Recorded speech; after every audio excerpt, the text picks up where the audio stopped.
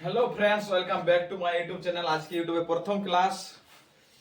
চলো খাতা পেন নিয়ে সবাই বসে আনবো ওয়েস্ট বেঙ্গলের জাতীয় উদ্যান ন্যাশনাল পার্ক সম্বন্ধে।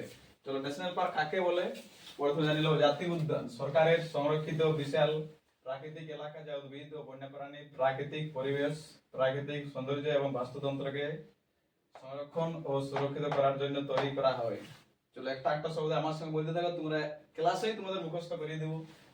সরকারের সংরক্ষিত বিশাল প্রাকৃতিক সরকার সংরক্ষিত বিশাল প্রাকৃতিক এলাকা, যা উদ্ভিদ এবং বন্যপ্রাণী, প্রাকৃতিক পরিবেশ, প্রাকৃতিক সৌন্দর্য ও বাস্তুতন্ত্রকে সংরক্ষণ ও সুরক্ষিত করার জন্য তৈরি করা হয়। বর্তমানে পশ্চিমবঙ্গে আমাদের 6টি ন্যাশনাল পার্ক আছে।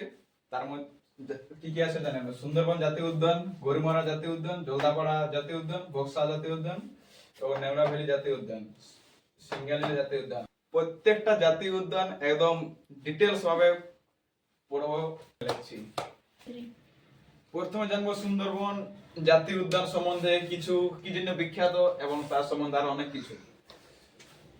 সুন্দরবন জাতীয় উদ্যান দক্ষিণ 24 পরগনাতে অবস্থিত। মূলত রয়্যাল বেঙ্গল টাইগার এবং ম্যানগ্রোভ অরণ্যের জন্য বিখ্যাত। জাতীয় উদ্যানের স্বীকৃতি। সুন্দরবন জাতীয় উদ্যানের স্বীকৃতি পায় 1984 খ্রিস্টাব্দে এবং ইউনেস্কো ওয়ার্ল্ড হেরিটেজ সাইটের স্বীকৃতি পায় 1927 খ্রিস্টাব্দে।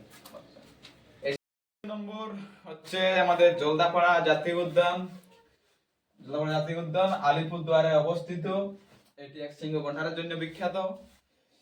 আর যদি ভারতের সবচেয়ে বেশি একশৃঙ্গ গন্ডার পাওয়া যায়, সেটা হচ্ছে আসামের কাজিরাঙ্গা, এবং দ্বিতীয় তাহলে হচ্ছে জলদাপাড়া জাতীয় উদ্যান।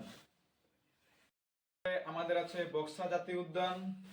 বক্সা জাতীয় উদ্যান সেটি হচ্ছে আলিপুরদুয়ারে অবস্থিত। এটি একটি টাইগার রিজার্ভও বটে। এখানে বাঘ এবং হাতি পাওয়া যায়।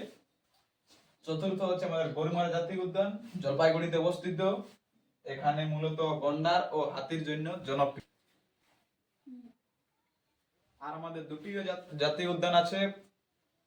পঞ্চম হচ্ছে নেমরাভ্যালি জাতীয় উদ্যান, এটা কালিম্পং এ অবস্থিত। এখানে মূলত রেড পান্ডা পাওয়া যায়। আর ষষ্ঠ হচ্ছে সিঙ্গালীলা জাতীয় উদ্যান, দার্জিলিং এ অবস্থিত, পশ্চিমবঙ্গের সবচেয়ে উচ্চতায় অবস্থিত। এটাও রেড পান্ডার জন্য বিখ্যাত। এর পরের ক্লাস ব্যাঘ্র প্রকল্প সম্বন্ধে আসছে।